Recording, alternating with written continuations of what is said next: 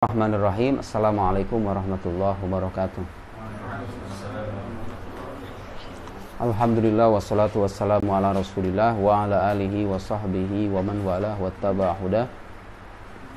Allahumma akhrijna min dhulumatil waham wa akrimna binuril faham waftah alaina bima'rifatil ilm wasahil akhlaqana bil hilm waj'alna mimman yastami'una al-qawl fayattabi'una ahsana. Subhanaka la ilma lana illa ma 'allamtana innaka antal alimul hakim. Wala haula wala quwata illa billahil aliyyil azim. Allahumma 'allimna ma yanfa'una wa zidna ilma wa ba'd. Qalam fi qalam hat qalam musab.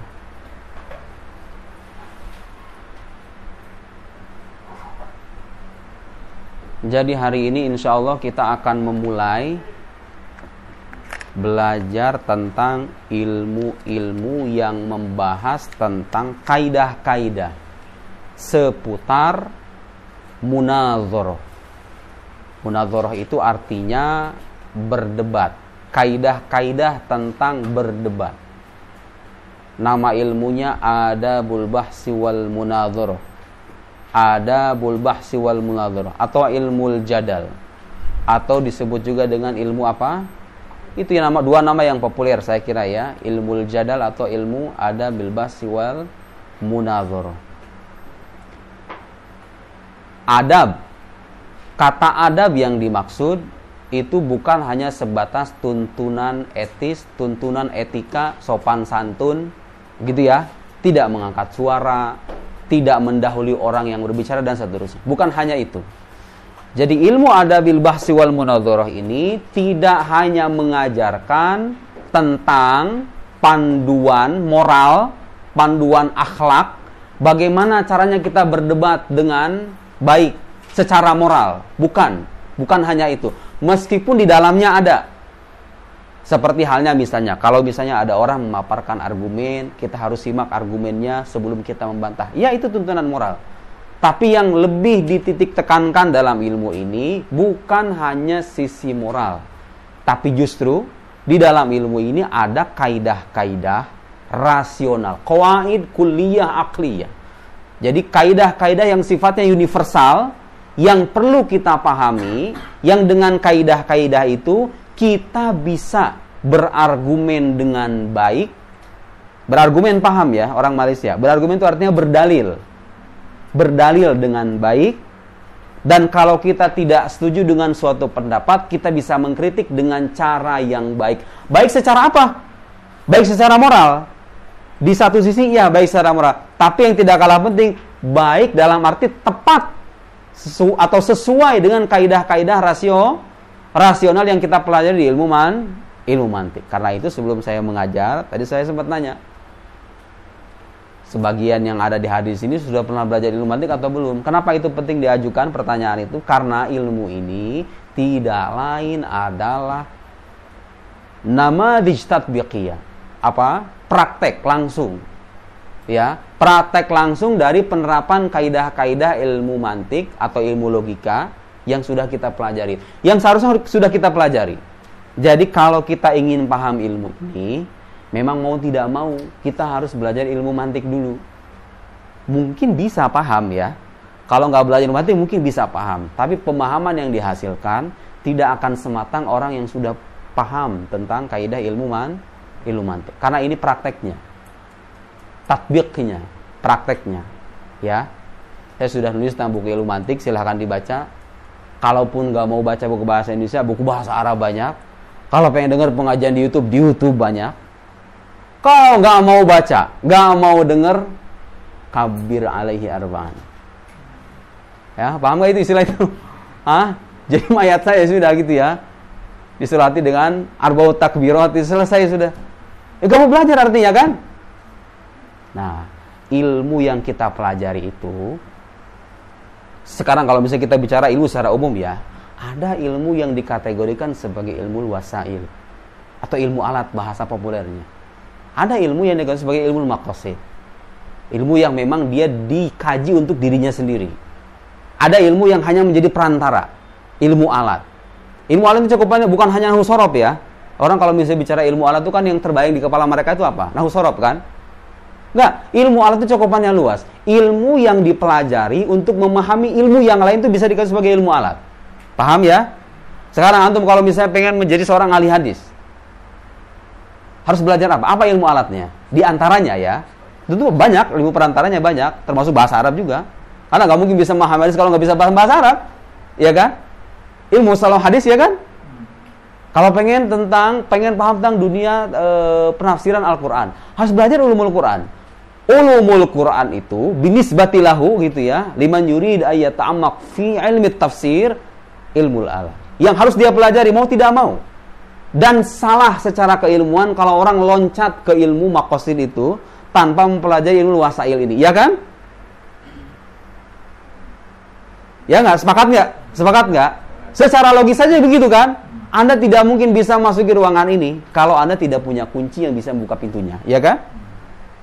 Nah, saya sering menggambarkan ilmu alat itu sebagai kunci yang kalau sudah kita pegang, kita bisa buka pintu sendiri. Setelah itu kita bisa ambil apa saja yang kita mau dalam sebuah ruangan itu. Jadi antum bayangkan sekarang, ilmu hazanah keilmuan Islam yang begitu kaya itu, kita anggap sekarang sebagai sebuah gudang yang isinya barang-barang berharga, ya kan? Dengan sederet nama ilmu pengetahuan yang kita pelajari itu. Ada ilmu tafsir, ilmu tasawuf, ilmu hadis, dan ilmu usul fikih, ilmu fikih, dan lain-lain. Tetapi itu semua terkurung dalam sebuah gudang. Di gudang itu ada pintunya. Pintu itu memiliki kunci. Bisa enggak? Memang bisa aja sih didobrak langsung, ya kan gitu ya. Orang bandel mikirnya begitu. Enggak, tapi secara normal, Anda kalau sudah memegang kuncinya, memegang kunci dengan baik loh ya, dan bisa bukanya gitu loh. Gak cuma megang kunci. Ada orang yang megang kunci. Masya Allah di rumahnya itu kita mantik lengkap, ya kan? Kita apa lagi? Ulumul hadis tentang ini semuanya lengkap. Tapi dia nggak bisa megangnya, nggak bisa megang. Dia belajar juga, belajar mantik, belajar ini, tapi nggak bisa menggunakannya. Persis seperti orang yang punya kunci nggak bisa membuka pintu. Apa yang terjadi? Bermanfaat nggak kunci itu bagi dirinya? Nggak. Kunci itu hanya bisa bermanfaat kalau dia pegang. Setelah dipegang dia tahu gimana caranya buka pintu itu, gitu kan? Nah, ilmu yang kita pelajari itu, ilmu alat itu persis seperti kunci. Kalau antum nggak pernah atau tidak bisa menyentuh, memegang, bahasa Malaysianya atau apa tuh, dan menggunakan kunci itu dengan baik untuk membuka hazanah keilmuan yang begitu kaya itu, lalu tiba-tiba loncat gitu kan, Masya Allah udah belajar tafsir Tabari, belum tafsir Tabari bahasa Arab jurumnya aja belum kelar, kan itu terjadi ya, itu terjadi. Download gitu kitab dari barat, Masya Allah itu teologi William Lane Craig ya kan, pemikir-pemikir ateis itu Dawkins, kemudian Dennett dan lain, dibaca semuanya dia. Pengen menjadi seorang intelektual katanya. Enggak, itu salah. Saya sudah menyadari itu cara belajar yang salah. Cara belajar yang benar itu bagaimana? Kita dahulukan dulu ilmu-ilmu alat itu, karena sebelum kita memasuki sebuah ruangan, memang seharusnya kita memiliki kuncinya terlebih dulu. Iya kan? Milih kunci terlebih dulu. Kalau kita sudah punya kunci itu, mungkin kita perlu sesekali belajar sama orang gitu ya. Tapi setelah itu kita bisa belajar sendiri. Kita bisa berjalan sendiri. Bahkan bisa mengembangkan keilmuan yang sudah mapan itu. Dan itu kebiasaan para ulama terdahulu ya. Ulama-ulama besar itu, yang sekarang karya yang kita baca, sebutkan nama ulama siapa saja yang sekarang terkenal di dunia Islam. Imam Ghazali. Imam Ghazali itu ahli mantik, ya kan? Lahu kutub fil mantik. Ya kan? Ilmu alatnya matang. Sebagian besar intelektual yang jadi ulama itu, atau intelektual yang benar-benar diakui intelektualitasnya itu, mereka punya kematangan dalam ilmu alat. Yang tidak punya kematangan dalam ilmu alat, dia hanya menjadi rajul musaqqaf. Kalau dia banyak membaca, dia hanya menjadi rajul musaqqaf gitu ya. Musaqqaf itu artinya apa? Orang punya banyak wawasan, itu ada ya. Kalau ditanya ini dia tahu kapan ini, sejarah ini. Kalau belajar ilmu kalam, sejarah ilmu kalam dia jelaskan Asy'ariyah, Maturidiyah, sejarah begini. Tapi kalau ditanya metodologi keilmuan, masing-masing Asy'ariyah itu seperti apa? Manhajnya. Syiah itu seperti apa? Dia nggak paham. Karena dia nggak belajar dari dasar. Itulah resiko kalau kita tidak mempelajari ilmu alat. Nah, ilmu adabul bahsi wal munadharah ini adalah salah satu ilmu alat yang harus kita pelajari kalau kita ingin memasuki dunia keilmuan, ingin tahu bagaimana caranya merangkai argumen atau dalil yang baik, yang rasional, yang memuaskan. Dan kalau kita tidak setuju dengan suatu pendapat, bagaimana caranya kita mengkritik pendapat itu dengan baik? Kalau kita tahu pandangan ini salah, bagaimana membuktikan kesalahan pandangan itu? Sekarang saya tanya, ilmu yang karakternya, yang tugasnya semacam ini, yang manfaatnya seperti ini, kira-kira dibutuhkan oleh semua ilmu atau enggak? Atau yang belajar ilmu syariah, ya jurusan syariah, ya jurusan tafsir, jurusan hadis dan lain-lain. Sekarang saya tanya, di ilmu-ilmu yang antum pelajari ini, ya ilmu fikih, ya usul fikih, apalah dengan semua cabangnya itu, ada pendapat-pendapat atau tidak? Ada pendapat-pendapat. Hatta Nabi Nahu sekalipun, bainal basriyin wal kufiyin, ya kan? Apalagi dalam ilmu fikih, khilafat bainal madzhab itu kan banyak sekali. Di setiap ilmu itu ada pendapat-pendapat, ada pernyataan-pernyataan. Sekarang kita bisa bertanya, mana pernyataan yang benar, mana pernyataan yang, bagaimana caranya kita bisa membedakan ini pernyataan benar, ini pernyataan salah. Suka ada orang bilang, lah ini kan kata ulama, kata ulama fulan ini begini berarti benar. Enggak, itu cara istidlal yang keliru. Itu falasi, ya. Apa itu namanya? Falasi apa itu? Silakan cari di itu tuh. Ya, itu keliru. Kalau kita berargumen dengan misalnya begini. Kamu punya pandangan dalam soal apa misalnya? Kita bicara satu persoalan tentang bunga bank misalnya. Kalau kamu bunga bank itu halal atau haram? Oh, ada yang mengatakan halal. Dalilnya apa? Menurut Grand Syekh Al-Azhar bla bla bla bla bla bla. Perkataan Grand Syekh Al-Azhar sendiri membutuhkan dalil. Bagaimana Anda bisa berargumen atau beralasan dengan sesuatu yang dia sendiri membutuhkan alasan? Paham nggak?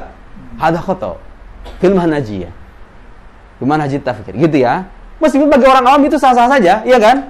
Kalau orang awam taklid, orang awam bertaklid, oh kata ulama begini saya akan. Tapi ketika Anda memperdebatkan itu di ruang diskusi keilmuan, nggak bisa. Itu sering terjadi kan?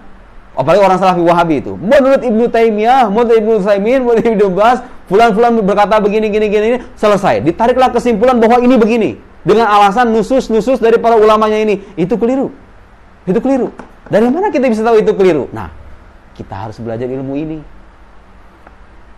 Terus gimana? Gimana cara berdalil yang baik itu? Itulah yang dipelajari dalam ilmu ini. Paham ya? Itu yang dipelajari. Jadi setiap ilmu memiliki atau memuat pernyataan-pernyataan. Pernyataan-pernyataan ini ada kalanya benar, ada kalanya salah. Bagaimana kita bisa tahu ini benar atau ini salah? Harus ada dalil. Harus ada argumen itu apa? Argumen itu landasan. Kalau ibarat rumah, argumen itu ibarat fondasinya. Kalau fondasinya lemah, apa yang terjadi rumahnya? Rumahnya hancur. Pernyataan atau pandangan orang juga begitu. Kalau pandangan ini landasannya lemah, bisa kita tiup selesai sudah, ya kan? Ya. Tapi kalau landasannya kokoh, rasional, sistematis. Nah, adapun kutipan-kutipan ulama boleh nggak kita kutip? Boleh, tapi itu sebagai sampingan saja, sebagai penguat gitu ya, bukan sandaran utama. Sandaran utamanya tetap harus dalil. Atau argumen, dalil. Jadi apapun yang kita utarakan, pernyataan yang kita utarakan, dari siapapun kita dapat suatu pernyataan itu baru bisa dibuktikan benar dan salah setelah dipaparkan dalil atau argumentasi. Paham nggak maksud saya? Maksud saya paham nggak? Bisa ngebedakan nggak antara sesuatu yang dipandang benar dengan sesuatu yang benar dengan dirinya sendiri? Ma yu'taqad sahihan gitu kan? Baina ma yu'taqad sahihan wa baina ma huwa sahih fi haddi dzatihi. Bisa ngebedain nggak? Ada sesuatu yang diyakini benar. Ada sesuatu yang bukan dibenarkan. Dia benar pada dirinya sendiri. Fi haddi dzatihi huwa sahih. Wahak gitu ya. Bisa ngebedain nggak? Bisa ngebedain nggak? Ini sengaja, ini pertanyaan ini sebetulnya untuk menguji kan. Saya bisa tahu ntar kapasitas, apa namanya, saya nggak bilang kapasitas intelektual lah, takutnya terlalu menyinggung. Maksudnya kemampuan, daya tangkap dari masing-masing. Biar nanti penjelasannya bisa menyesuaikan ya. Ini sesuatu yang diyakini benar belum tentu benar. Sepakat dengan saya? Hah? Sepakat nggak? Oke, kalau sekarang saya tanya kenapa? Kenapa? Kamu sepakat nggak? Hah? Aywa. Kenapa? Kenapa? Sesuatu yang kita anggap benar Hah? belum tentu benar di orang lain. Enggak, bukan begitu. Belum paham. Kenapa? Jadi orang meyakini, menurut saya ini benar. Apakah sesuatu yang diyakini benar itu otomatis benar pada dirinya sendiri? Atau apakah dia benar? Maksudnya paham maksudnya? Benar itu artinya apakah dia benar pada dirinya sendiri? Belum tentu. Iya, kenapa saya tanya? Kenapa? Bukan itu maksud saya. Ya betul, memang benar. Benar, jawabannya yang benar. Tapi bukan itu jawaban yang kita inginkan. Kenapa, Dafa? Karena mungkin sesuatu yang Lagi nyusun. Disusun dulu. Karena kita Apa? standar kebenarannya itu belum tentu ada di objek ini. Jawaban yang lebih jelas. Kenapa? karena sesuatu yang benar itu objektif. Enggak. Nah, itu lebih berbahaya lagi. Kalau sesuatu yang benar itu relatif, ngapain kita belajar ilmu beginian? Kalau menurut saya salah itu disahkan gitu, ya sudah selesai, kita nggak perlu belajar ilmu beginian. Justru kita belajar begini karena kita percaya kebenaran itu sifatnya objektif maksudnya apa? Objektif maksudnya apa? Terlepas dari sudut pandang orang yang meyakini itu. Objektif maksudnya begitu. Jadi terlepas apakah orang meyakini ini benar atau salah, kalau dia benar pada dirinya sendiri harus dikatakan benar. Itu namanya objektif. Tidak bergantung kebenarannya pada sudut pandang atau pikiran orang yang meyakini kebenaran itu. Itu namanya objektif. Paham nggak maksudnya? Ada yang bisa, itu pertanyaan sederhana ya. Saya jawab sekarang. Tahu jawabannya apa? Karena kan tadi saya bilang di mukadimah, makanya pikirannya jangan melayang-layang ya. Itu saya kemukakan di awal. Karena untuk menentukan apakah suatu pandangan itu benar atau salah, harus ada apa namanya? Dalil. Dalil. Kalau seorang meyakini sesuatu benar, kalau nggak ada dalilnya, kalau nggak ada dalilnya gimana? Bisa kita pastikan benar pada dirinya sendiri? Hada muhim. Ini penting ya. Kalau saya disuruh menjelaskan apa pentingnya ini, kita akan berjelasan panjang lebar. Tapi kita nggak cukup banyak waktu. Ini penting. Saya ingin berikan contoh sederhana saja ya. Kenapa apa yang saya utarakan ini penting? Di luar sana, orang-orang di luar sana, dan saya cukup sering menjumpai orang semacam ini. Ada orang-orang yang meyakini bahwa kalau misalnya umat beragama mengimani sesuatu, katakanlah Tuhan, katakanlah Nabi Muhammad sebagai nabi. Kalau kita sekarang ditanya, Nabi Muhammad adalah nabi. Pernyataan ini kamu yakini benar atau salah? Benar dong, iya kan? Iya kan? Nah, mereka itu punya pandangan, orang-orang semacam ini punya pandangan apa? Bahwa sesuatu yang diyakini benar, ya itulah kebenaran. Karena itu ditariklah kesimpulan bahwa kebenaran itu relatif. Paham maksudnya? Ya itu kan menurut orang Islam benarnya. Suka ada orang yang bilang begitu. Itu orang Islam yang begitu. Kalau sekarang misalnya saudara mengatakan Quran adalah firman Tuhan, ya menurut orang Islam begitu. Tapi kan belum, ya kan begitu kan? Itu coba, itu landasannya apa? Karena dia punya landasan pemikiran bahwa benar atau salah itu bergantung pada sudut pandang orangnya, paham nggak? Jadi kalau kata orang Islam begini, ya emang benar. Tapi kan umat agama lain ada yang punya pandangan berbeda, mereka juga benar. Ya, ada nggak yang benar-benar gitu? Orang Kristen meyakini kitab suci mereka juga benar. Itu benar dong berarti, paham nggak maksud saya? Mereka tidak bisa membedakan antara apa yang diyakini benar dengan kebenaran itu sendiri, antara apa yang diyakini salah dengan kesalahan itu sendiri. Paham nggak? Saya sekarang misalnya sebagai orang Muslim meyakini bahwa keyakinan yang menuhankan Yesus itu salah. Tetapi pertanyaannya, apakah keyakinan saya atau keyakinan umat Muslim di seluruh dunia tentang salahnya suatu keyakinan bisa dijadikan alasan untuk menyalahkan keyakinan itu sendiri? Hah? Jawab kenapa? Karena kebenaran itu butuh argumen. Sebagaimana kebenaran butuh argumen, pembuktian akan kesalahan pun butuh argumen, butuh dalil. Ada yang belum paham dengan ketentuan ini? Ada yang nggak sepakat? Sekarang misalnya, kita contoh yang sederhana ya. Kalau kamu meyakini sebagai cowok, kalau kamu meyakini seorang perempuan sebagai sosok perempuan yang cantik, yang ideal, yang bla bla bla bla bla bla, apakah gambaran dan keyakinanmu itu bisa menggambarkan dia sebagaimana adanya? Jadi misalnya begini, menurut saya dia cantik. Tapi apakah keyakinanmu tentang kecantikan seseorang itu bisa jadikan bukti tentang kecantikan orang itu sendiri? Enggak. Untuk membuktikan apakah orang itu cantik atau tidak, dilihat orangnya, iya enggak? Bukan dilihat keyakinan atau sudut pandang orang yang meyakini kecantikan itu. Paham enggak? Iya dong, iya enggak? Nah, paham enggak? Kamu sebagai perempuan meyakini seorang, menurut saya dia cowok yang ideal. Kenapa ideal? Karena begini. Oke.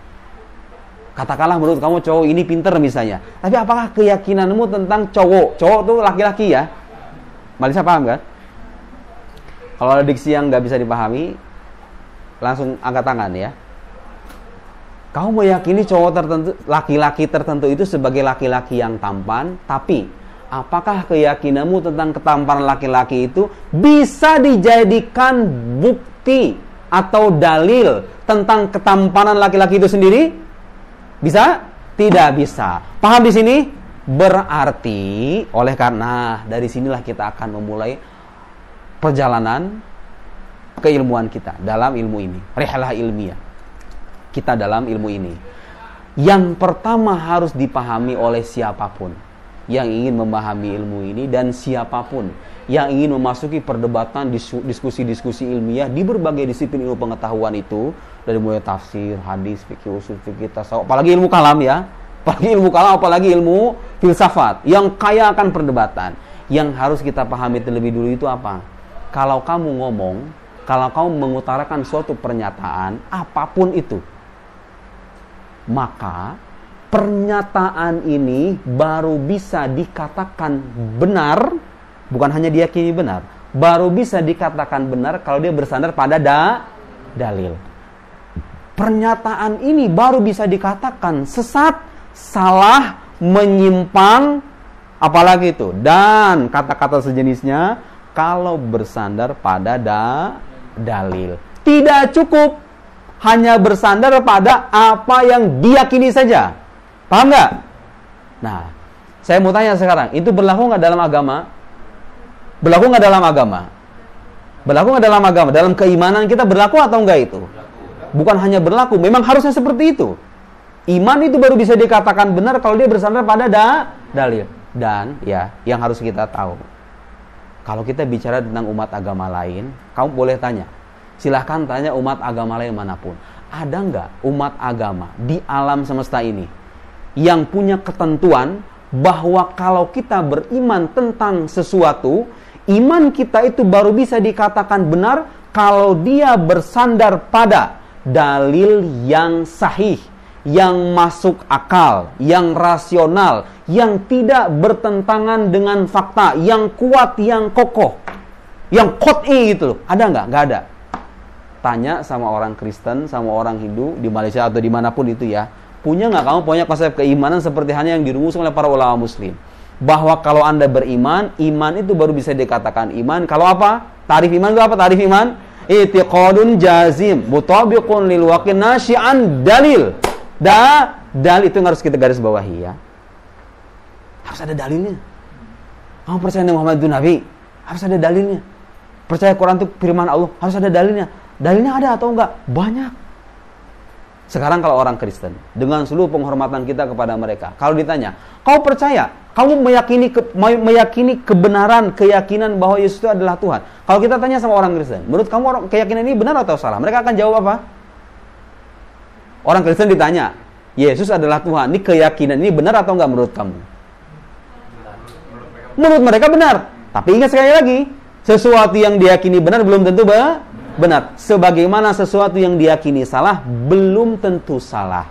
Salah atau benar itu bergantung pada dalil atau argumen atau hujjah.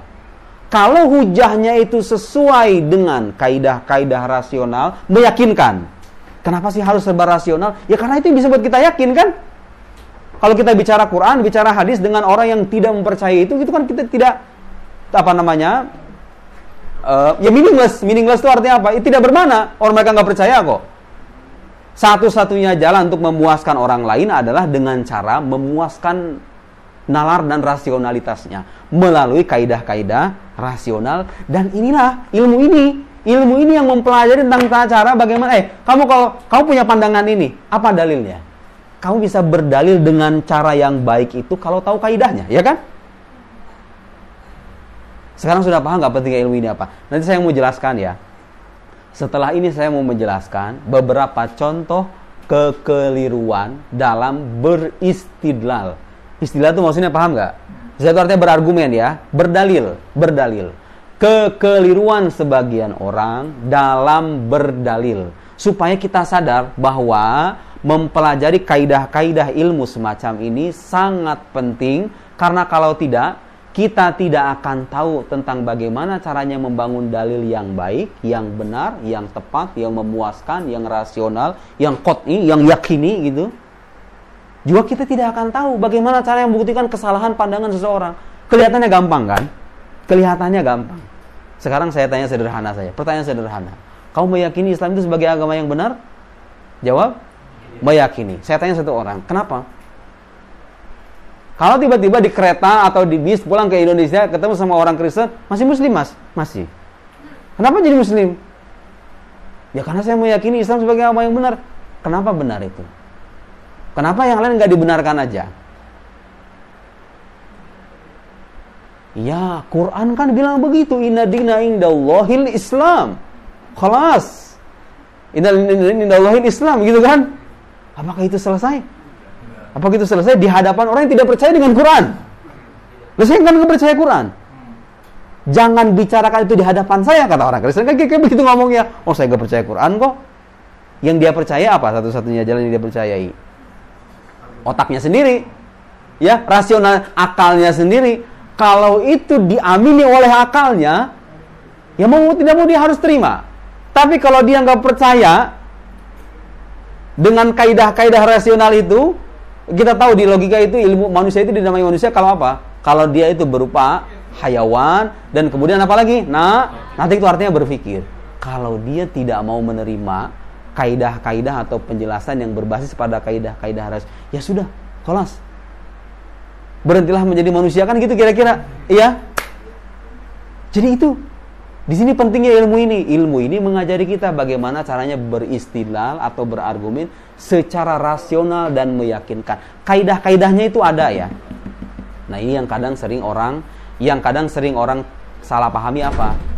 Dikiranya ilmu mantik, ilmu yang kayak begitu hanya mengajarkan Socrates mati. Socrates adalah manusia. Enggak, Socrates itu manusia. Setiap manusia itu mati. Socrates mati. Gitu doang katanya.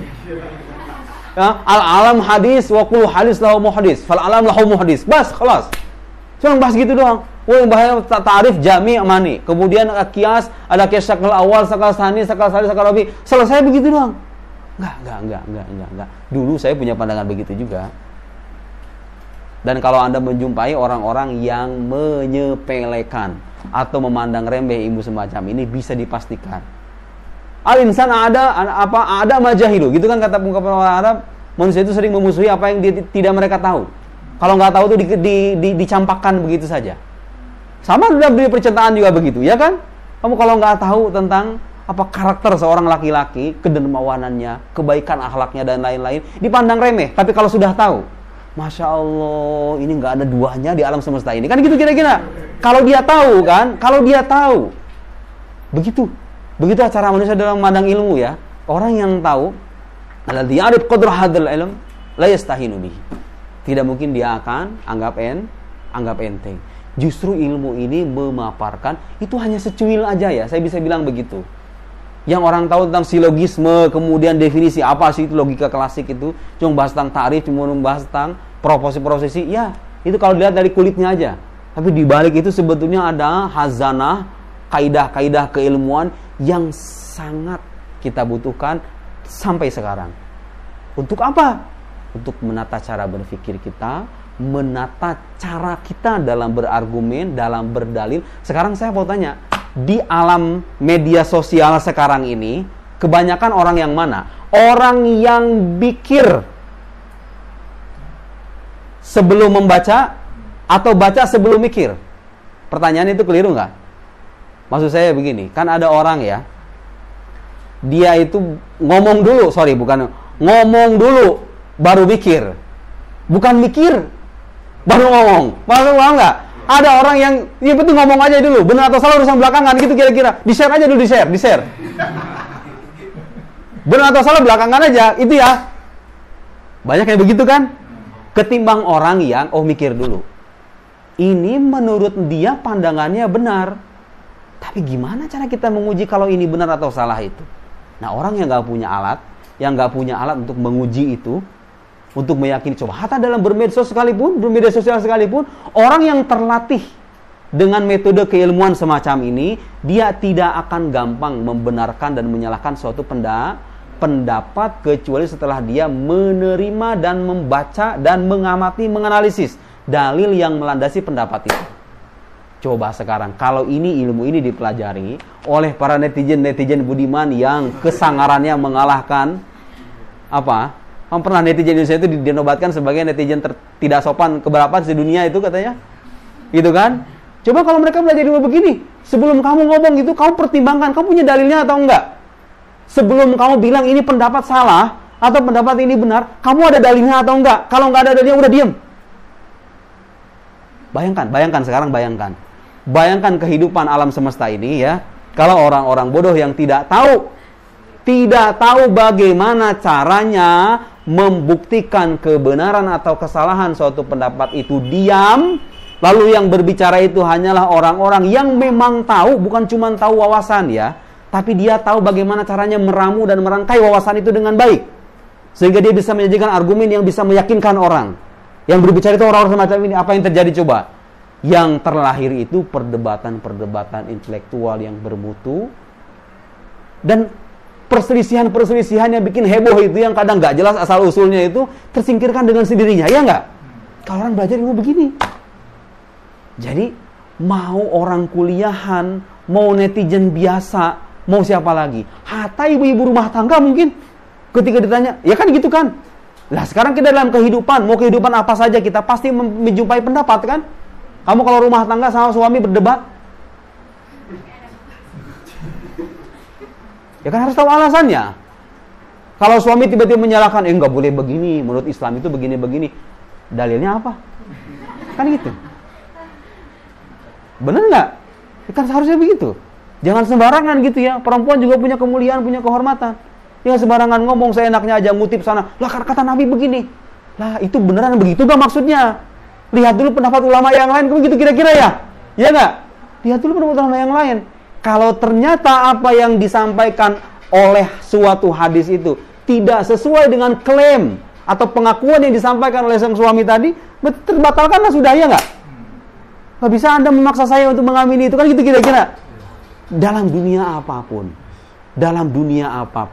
apalagi sebagai mahasiswa, calon akademisi, calon dai, naik mimbar khotbah Jumat, turun dari khotbah Jumat, ada yang nanya, Pak, emang benar tahlilan itu bid'ah? Kalau di kampung kan begitu pertanyaannya. Kalau di kampung ya, kalau di kota apa pertanyaannya? Pak, saya itu sejujurnya masih ragu, Tuhan itu ada atau enggak. Perasaan kok orang banyak banget mengimani Tuhan tuh kok beda-beda ya. Orang Islam mengimani Tuhan tuh katanya begini, orang Kristen meyakininya begini, orang Yahudi beda lagi, orang Buddha beda lagi, namanya aja beda-beda. Yang benar itu yang mana, Pak? Itu kalau saya Tuhan itu benar ada, kenapa orang itu bisa berbeda pendapat tentang Tuhan itu? Sok, ada orang nanya begitu, kamu mau jawab apa coba? Hah? Iya juga ya. Perasaan beda-beda juga, orang Kristen kan Tuhannya begitu beda. Orang Islam juga beda. Gimana ini? Langsung celongo. Padahal dia udah pakai sorban, udah pakai imamah, azhari lagi kan, PJ Azhar, merah putih itu. Bawa tasbih pula. Saya pengen tahu, Pak, gimana caranya Anda meyakinkan keimanan saya sudah mulai tergoncang ini. Saya pernah itu kebetulan ya. Kalau secara langsung tidak, tapi kebanyakan itu di media sosial. Terakhir saya dihubungi oleh orang, dia lulusan pesantren ternama di Indonesia. Kemudian dia belajar kitab-kitab kuning, belajar Ummul Barohin, Tijan Darif, belajar akidah. Tapi selesai nyantri, dia suka baca kitab-kitab barat, buku-bukunya Dawkins, bukunya orang-orang sekuler, orang ateis itulah. Daniel Dennett gitu ya, Sam Harris dan lain-lain, buku-buku begitu. Dan dia bilang katanya, saya suka sama buku-buku begitu itu. Buku-buku yang sekuler dan ateis itu. Nggak tahu kenapa. Tapi saya masih beriman. Tapi saya merasa, kata dia, saya merasa kok itu dalil-dalil yang diajarkan sama dia Ummul Barohin di pesan-pesan itu kayak udah ketertinggalan zaman gitu ya. Kayak udah nggak relevan lagi. Dia katanya orang-orang ateis sudah banyak-banyak. Artinya apa? Sedikit banyak dia sudah mulai tergoyang imannya. Sudah tergoncang imannya. Ya saya bilang aja, ya itu mah tergantung yang ngajar. Kalau orang cuma baca doang ya bisa gitu ya. Tapi menjelaskan apa yang ada di balik itu. Gitu ya. Baca orang yang belajar Ummul Barohin kan beda tingkatannya. Ada orang yang memang yaghus fi amakin nas gitu ya. Dia memasuki bagian-bagian terdalam dari teksnya, kemudian dia bisa tahu oh begini cara metode atau manhajnya Imam Sanusi dan gitu ya. Dengan orang cuma baca doang, utawi iki-iku pasal sawiji gitu lah. Bahasa Jawanya gitu kan, ngalogat doang. Kalau ngalogat doang ngaji pasaran itu selesai gitu kan. Tapi apa yang dapat setelah itu? Itu orang pesantren. Bagaimana dengan orang yang lulusan SMA? Bagaimana dengan orang yang nggak pernah belajar agama sama sekali, lalu ketemu? Dan sekarang kita hidup di era keterbukaan informasi. YouTube sudah dibuka setiap hari, isinya ada sampah, ada berlian, gitu kira-kira ya. Internet, buku, kalau buku sih kayaknya orang udah jarang ya, kecuali beberapa orang aja. Internet terutama sekarang. Pertanyaan pentingnya sekarang, bagaimana Anda membuktikan bahwa pandangan ini salah, ini pandangan benar, ini nggak logis, ini logis, ini meyakinkan, ini layak untuk diragukan. Bagaimana caranya membuktikan itu? Harus dan mau tidak mau mempelajari ilmu yang membahas tentang kaidah-kaidah pembuktian kebenaran atau kesalahan dalam berargumen itu. Jadi intinya apa? Kita kalau ngomong harus punya dalil, dan dalil itu jangan dibayangkan hanya qalan Nabi sallallahu alaihi wasallam bla bla bla. Itu dalil betul. Tapi itu dalil yang relevan dalam kondisi tertentu, dalam saat tertentu dan orang-orang tertentu. Ya kan? Siapa? Orang muslim yang sudah percaya dengan kesucian hadis, kesakralan hadis, bahwa itu adalah seorang sabda Nabi. Tapi bagaimana Anda membuktikan kalau orang yang diyakini sebagai Nabi itu benar-benar Nabi? Karena apa yang karena keyakinan seseorang tentang kenabian seseorang tidaklah bisa dijadikan bukti untuk kenabian orang itu sendiri. Ya enggak? Sebagaimana kalau sekarang misalnya kita katakan Allah itu adalah Tuhan kita. Bagaimana Anda buktikan itu? Keyakinan Anda saja tidak cukup. Lah kan ini orang Islam kan dari dulu 14 abad yang lalu gak ada yang berselisih. Tuhan itu Esa, Tuhan itu pencipta, Nabi Muhammad itu Nabi, Quran kitab suci. Masa iya salah? Itu orang dari dulu itu masa iya orang salah? Orang itu jutaan dari dulu. Masa mereka salah? Gak mungkin salah dong. La tajtami ummati ala dhalalah. Umat Nabi Muhammad itu tidak akan bersepakat dalam kesesatan. Tidak mungkin, itu pasti benar. Berbusa-busa. Kesimpulannya apa, Pak? Orangnya begitu. Apakah itu cukup? Apakah pendapat orang banyak itu cukup untuk dijadikan bukti kebenaran? Ya, kita nggak bicara soal, kan itu ijma. Ya itu kalau kita belajar usul fikih, pelajar muslim semua yang udah selesai. Oh, menurut saya Quran kitab suci, firman Allah udah begini. Masalahnya ketika Anda pergi keluar, di luar sana itu nggak semua orang percaya dengan Quran, nggak percaya kitab suci. Mereka bertanya, kalau kamu percaya Quran itu firman Tuhan, buktinya apa? Kalau kamu percaya Muhammad itu adalah Nabi, buktinya apa? Kalau kamu percaya Tuhan itu ada, buktinya apa? Bukti itu sendiri apa? Kapan sesuatu bisa dikatakan sebagai bukti yang sahih? Itu pertanyaan gak kalah penting. Karena sekian banyak orang di luar sana kalau bicara bukti, itu harus kelihatan sama mata. Nah ini ada buktinya nih, ini buktinya nih. Ini buktinya ini berwarna hitam karena panca indera kita mengatakan ini hitam. Itu bukti betul. Tapi apakah itu satu-satunya bukti yang sahih? Apakah bukti indrawi itu sebagai satu-satunya bukti yang sahih? Di luar sana ada yang mengatakan iya. Karena Tuhan itu nggak bisa dilihat oleh panca indera, berarti Tuhan tidak ada. Bagaimana Anda membantah pandangan itu? Nggak bisa begitu dong. Ya nggak bisa begitu, kenapa? Nggak bisa begitu. Nggak bisa begitunya itu kenapa? Kenapa Anda mengatakan bahwa bukti yang sahih itu bukan hanya bukti indrawi semata? Kenapa? Saya pengen tahu alasannya. Ketemu dengan pertanyaan-pertanyaan begitu ya? Ya nggak? Lah di luar sana, kamu bicara buktinya, emang ada buktinya itu Nabi? Buktinya apa? Mana buktinya? Bisa diteliti di laboratorium. Dengan teleskop begitu, mana kenabian itu sih? Wahyu itu sendiri mana wahyu itu? Wahyu itu sendiri apa? Wahyu itu informasi dari Tuhan. Emang Tuhan bisa ngomong? Gimana cara ngomong? Orang-orang zaman sekarang itu mengajukan pertanyaan-pertanyaan yang udah kayak begitu ya. Yang di zaman dulu itu mungkin gak terbayang. Bukan gak terbayang. Orang-orang muslim dulu dengan ketaatan dan kewaraan mereka kadang gak berani hatta mengajukan pertanyaan semacam itu. Di zaman sekarang semuanya dipertanyakan sudah. Ya kan? Hatta dengan lafaz-lafaz yang sebetulnya kurang ajar. Iya nggak? Saya sering baca itu ya di media sosial, di internet dan lain-lain. Mau tidak mau akhirnya kita harus bisa bicara. Kalau kita bicara agama, bicara tentang agama dengan argumen-argumen yang memuaskan secara rasional. Bukan hanya argumen yang berbasis pada teks-teks suci yang kita percaya dari Al-Quran dan hadis Nabi Sallallahu Alaihi Wasallam. Paham sekarang? Nah, sekarang saya ingin berikan contoh ya. Saya nggak tahu, udah berapa menit ini? Oke. Istirahat dulu sebentar ya. Diserap dulu yang tadi saya sampaikan.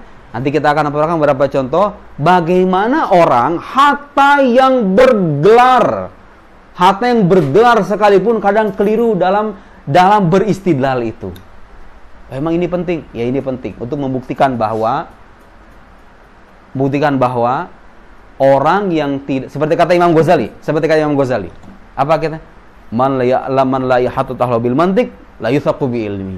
Orang yang tidak belajar ilmu mantik ini penerapan ilmu mantik ya. Tidak layak dipercaya, layak dipertanyakan keilmuannya. Nah, itu benar ya, itu benar. Bagi orang yang tahu itu benar. Perkataan Imam Ghazali itu buktinya banyak. Orang yang bergelar tinggi mencapai gelarnya doktor, gelarnya profesor, kalau dia nggak bisa membangun kematangan intelektualnya dengan ilmu-ilmu alat yang matang. Ilmu alat itu sekali lagi bukan ilmu bahasa Arab, ilmu yang digunakan, yang dipelajari untuk memahami. Ilmu mantik itu ilmu alat. Ilmu adabul bahsi wal mawdu itu ilmu alat. Alat untuk apa? Alat untuk nyerocos gitu? Bukan alat untuk nyerocos. Alat untuk menata cara kita dalam berargumen. Ilmu mantik itu ilmu alat. Ilmu balaghah itu ilmu alat untuk memahami tentang khazanah sastra Arab. Ilmu arut itu ilmu alat. Banyak ilmu alat itu banyak ya. Ilmu ushul fiqh itu ilmu alat. Bagi seorang mujtahid yang ingin tahu tentang istibatul ahkam, itu ilmu alat. Gitu ya. Dan lain-lain itu harus dipelajari. Nah, kalau kita ingin, nah itulah alasan juga kenapa para ulama sering menyebut ilmu mantik sebagai madkhol likullil ulum. Pengantar untuk semua ilmu. Kenapa? Karena itu tadi, kalau Anda tidak bisa membangun cara berpikir yang benar sejak awal dengan mempelajari kaidah-kaidahnya, maka Anda akan susah membangun intelektual atau kematangan intelektual di tahap selanjutnya. Pengen belajar ini tapi cara berpikirnya udah kacau, ya sudah, terjadilah kekacauan-kekacauan itu. Gitu ya. Jadi ini wajib menata cara berpikir kita dengan baik. Kalau cara berpikir sudah tertata dengan baik, coba bayangkan, dari sisi individual, kita sendiri akan menjadi sosok yang apa? Tidak mudah menerima suatu pendapat. Orang itu bisa tersesat gara-gara apa coba? Orang bisa tersesat gara-gara apa? Gara-gara dia gampang membenarkan suatu pendapat tanpa dia analisis lebih dalam, kan gitu kira-kira. Melalui penalaran yang rasional, kan gitu kira-kira, ya nggak? Ya, gitu kan? Ketika Anda bicara dalam masyarakat, ada kegaduhan. Ini loh, ada tokoh yang bilang begini. Ternyata setelah diamati persoalannya biasa-biasa aja. Terus kenapa orang bisa seheboh itu? Gara-gara apa coba itu? Orang nggak bisa berpikir secara rasional. Kalau memang kesalahan itu kesalahan sepele, ngapain diperbesar? Kalau benar itu disebut sebagai kesalahan besar, kita diskusikan secara rasional, selesai sudah. Ya kan? Di dalam tataran individual, dalam tataran sosial, dalam kehidupan, dalam berbagai dimensi kehidupan, ilmu yang menata cara berpikir itu sangat-sangat kita butuhkan. Dengan cara berpikir yang benar, kita bisa berakidah dengan benar. Ya nggak? Loh, jangan salah. Akidah yang benar bisa mengantarkan Anda pada kebahagiaan ukhrawi, abadi di sana, ya enggak? As-sa'adah fid darain, ya kan? Kalau punya akidah yang benar, ya enggak? Ya. Dengan berpikir yang benar kita bisa berakidah dengan benar. Dengan berpikir yang benar kita bisa berdialog, berbeda pendapat, berdebat dengan cara-cara yang benar, yang masuk akal gitu ya, yang rasional. Dengan cara berpikir yang benar juga kita bisa bertindak dengan benar. Berpikir secara rasional, tidak terburu-buru, karena kita mempertimbangkan, terbiasa menganalisis. Kalau saya, hatta dalam kehidupan sehari-hari, kalau sekarang saya memilih jalan hidup yang seperti ini, apa resiko yang akan saya dapatkan? Apa lawazim dari pilihan ini? Kalau bahasa ilmuwan itu lawazim ya. Apa lawazim dari pilihan saya ini? Apa? Itu hatta orang kalau bisa berpikir dengan cara seperti itu, dalam memutuskan keputusan pribadi saya, dia mempertimbangkan. Ya kan? Jadi betapa ilmu ini itu sangat penting, karena bisa merubah berbagai dimensi dari kehidupan kita. Tidak terkecuali dalam kehidupan pribadi kita sendiri. Dan saya merasa, setelah mempelajari ilmu ini, ada perubahan yang begitu besar. Bukan begitu besar ya, begitu berarti dalam hidup saya. Dan saya sering makanya memotivasi atau mendorong adik-adik kelas, terutama yang ada di sini ya, kalau bisa jadikan ilmu ini sebagai salah satu ya, ilmu yang diprioritaskan minimal dasar-dasarnya. Karena kalau tidak, Anda ini hanya nanti akan menjadi dai, bertemu dengan tantangan-tantangan yang mungkin gak sekarang kita bayangkan, gitu ya. Dan saya tidak akan berbicara panjang lebar tentang soal ini ya. Mari sekarang kita akan bicarakan beberapa contoh tentang bagaimana cara beristidlal yang keliru, dan ini cukup sering diutarakan oleh banyak orang. Oke. Tadi saya sudah singgung tuh salah satunya. Orang berdalil meyakini ini benar dengan merujuk pada suatu pendapat saja tanpa melihat dalilnya. Tapi boleh nggak kalau kita melihat suatu pendapat dan kita tahu dalilnya? Boleh atau enggak? Boleh atau enggak? Boleh. Kalau dalam beragama kita hanya seperti halnya misalnya saya nggak ahli fikih, tapi saya ingin bertaklid dengan mazhab tertentu. Qala Imam Syafi'i kata, qala Imam Nawawi kata, dan ini mu'tamad dalam mazhab Syafi'i. Saya terima. Boleh atau enggak? Boleh. Yang kita bicarakan itu apa? Kalau itu diperdebatkan, didiskusikan, baik secara tertulis maupun secara lisan di hadapan orang lain. Ingin diuji. Ini benar atau salah? Makanya saya sering bilang, ilmu ini dibutuhkan bukan hanya untuk orang-orang yang suka berdebat. Dan emang ilmu ini nggak bertujuan untuk membuat kita suka berdebat. Ilmu ini dibutuhkan oleh siapapun yang ingin memasuki dunia keilmuan yang berisikan banyak pendapat. Antum kalau misalnya nanti nulis tesis, kalau di Azhar nggak ada skripsi ya, nulis tesis, punya judul A. Di dalam judul ini kan ada persoalan-persoalan ilmiah, ya kan? Antum punya pendapat, ada pendapat yang tidak disetujui. Bagaimana cara mengkritik yang baik? Paham nggak sih saya? Belajar, harus belajar ilmu semacam ini. Ingin bermedia sosial, kemudian terlibat dalam perdebatan. Anda harus tahu bagaimana caranya membuktikan kebenaran pandangan Anda, bagaimana caranya membatalkan pandangan orang lain, dan seterusnya. Jadi dalam dunia ilmiah apapun itu, mau dalam dunia perkuliahan gitu ya, dalam dunia sosial dan apapun, kita akan selalu membutuhkan ilmu semacam ini, karena dia yang melatih kecakapan kita dalam berbicara secara rasional, berargumen secara rasional. Saya kira itu udah lebih dari cukup ya. Saya bicara panjang lebar begini kenapa? Karena di hadapan ini para pemula yang nggak tahu mungkin cara. Sekarang udah tahu nggak? Ilmu ini mau ngapain? Udah paham nggak? Ilmu ini mau kemana? Kita mau dibawa kemana oleh ilmu ini? Bawa kemana? Mau dibawa kemana? Dibawa ke dalam pembahasan mengenai kaidah-kaidah. Jadi adabul bahsi, bahas itu artinya mencari, pencarian ya, meneliti. Ilmu ini membawa kita ke dalam pembahasan kaidah-kaidah rasional yang kita butuhkan untuk membangun kecakapan atau kemahiran dalam berdalil, berargumen, membenarkan pandangan sendiri, membatalkan pandangan orang lain, membuktikan ini benar, ini salah, dan seterusnya. Paham ya? Dan itu dibutuhkan oleh siapapun yang menggeluti dunia keilmuan apapun. Bismillahirrahmanirrahim. Assalamualaikum warahmatullahi wabarakatuh.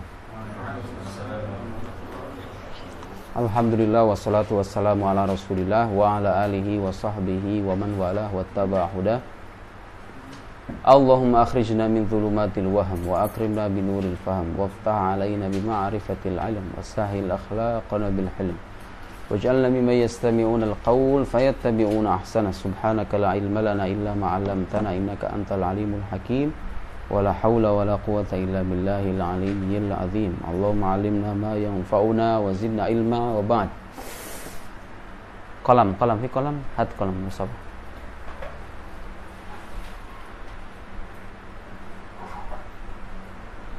Jadi hari ini insyaallah kita akan memulai belajar tentang ilmu-ilmu yang membahas tentang kaidah-kaidah seputar munazarah.